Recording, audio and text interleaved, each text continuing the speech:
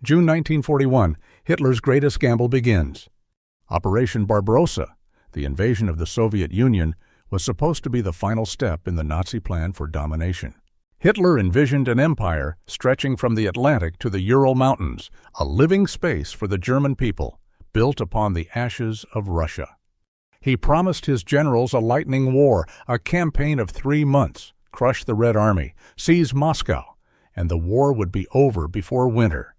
But that dream would die in the snows of 1941. At first, everything went according to plan.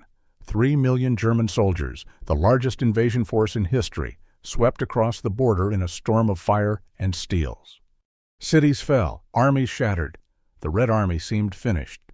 But the very foundation of Hitler's plan, Blitzkrieg, was built on illusion.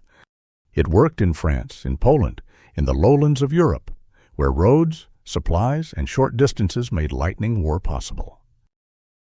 The Soviet Union was different. Endless distances, poor roads, vast forests, and rivers turned speed into exhaustion.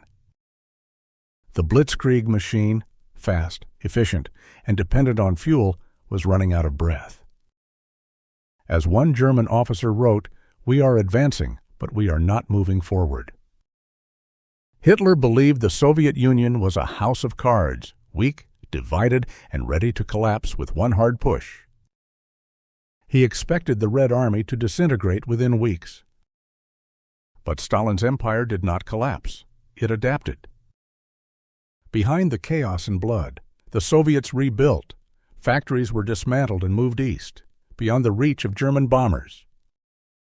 Entire cities reappeared in the Urals. Within months, tanks and planes rolled out of new factories built in frozen wilderness. The Germans had planned for a short war. The Soviets were preparing for a long one. By late July 1941, the road to Moscow was open. German generals like Guderian and Halder begged to strike straight at the Soviet capital. If Moscow falls, as Guderian argued, the heart of Russia will stop beating. But Hitler disagreed. He diverted his panzers south, toward Ukraine and the oil fields of the Caucasus. The decision split the Wehrmacht's strength and delayed the advance on Moscow by 6 critical weeks. In that time, the Soviets regrouped, fortified, and prepared for winter. The victory at Kiev, the largest encirclement in history, blinded Hitler to the cost of his own ambition. He had won a battle, but lost the war's momentum. Another fatal flaw was Hitler himself.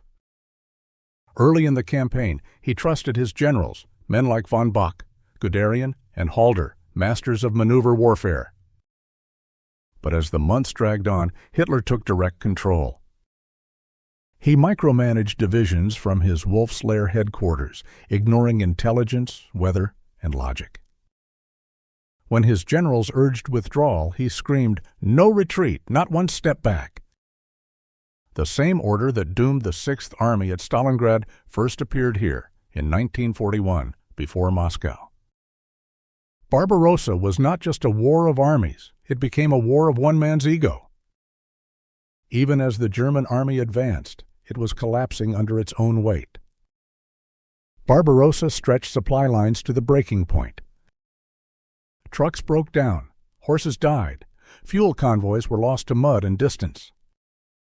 The Wehrmacht supply system, built for Europe's paved roads, could not survive Russia's wilderness. By September, German units were running on captured Soviet fuel and scavenged food. Every mile gained came at the cost of exhaustion. Winter clothing was forgotten, oil froze, engines died. Hitler's army had been designed for speed, not survival. The German generals had feared it from the start, the Russian winter. Temperatures dropped to 40 degrees Celsius, lubricants froze solid, machine guns jammed, tanks refused to start. Soldiers wrapped themselves in rags, curtains, and straw. They fought not the Soviets, but the cold. Meanwhile, the Red Army, born from this land, adapted. Siberian divisions, trained in snow warfare, struck like ghosts from the blizzard. In a matter of weeks, the unstoppable Wehrmacht became a frozen relic on the road to Moscow. But perhaps the deadliest mistake was ideological. Hitler saw the invasion not as a campaign, but as a crusade, a war of extermination.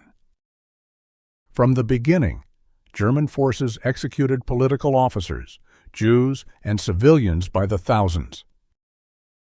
These atrocities fueled Soviet resistance. The invasion turned from a war between armies into a war for survival. For every village destroyed, 100 partisans rose from the forests. By treating the Soviet people as subhuman, Hitler turned potential allies into bitter enemies. The German army could conquer land, but never hearts. By the end of 1941, Hitler's dream was dead. 3 million men had marched into the Soviet Union. 1 million were dead, wounded, or captured. The Blitzkrieg had failed. The quick war had become a frozen nightmare. The Soviets had lost everything: cities, soldiers, millions of lives, but not their will. Stalin told his people, "The enemy is not as strong as he seems. Hitler thought he could break us in 3 months. He will learn what Russia means in winter." And Hitler learned the hard way. Operation Barbarossa began as the most ambitious invasion in history. It ended as the most catastrophic miscalculation of the war. Hitler had underestimated the size of Russia, the will of its people, and the power of its winter. He ignored logistics, geography, and reason. And when his armies froze before Moscow, he refused to see the truth. The road to victory had turned into a graveyard of steel. Barbarossa was not defeated by the Red Army alone. It was defeated by arrogance, distance, and denial. From the ashes of 1941 rose a new war, one that would last 4 more years, stretching from Stalingrad to Berlin, from the snows of Moscow to the ruins of the WWII. And when it was over, the dream of empire that began with Barbarossa died in the same fire it unleashed. History remembers Operation Barbarossa as a campaign of tanks and battles, but it was more than that. It was a lesson written in blood, that arrogance blinds, distance kills, and no empire can conquer a people who refuse to surrender. In the end, the invasion that was meant to destroy the Soviet Union destroyed Nazi Germany instead.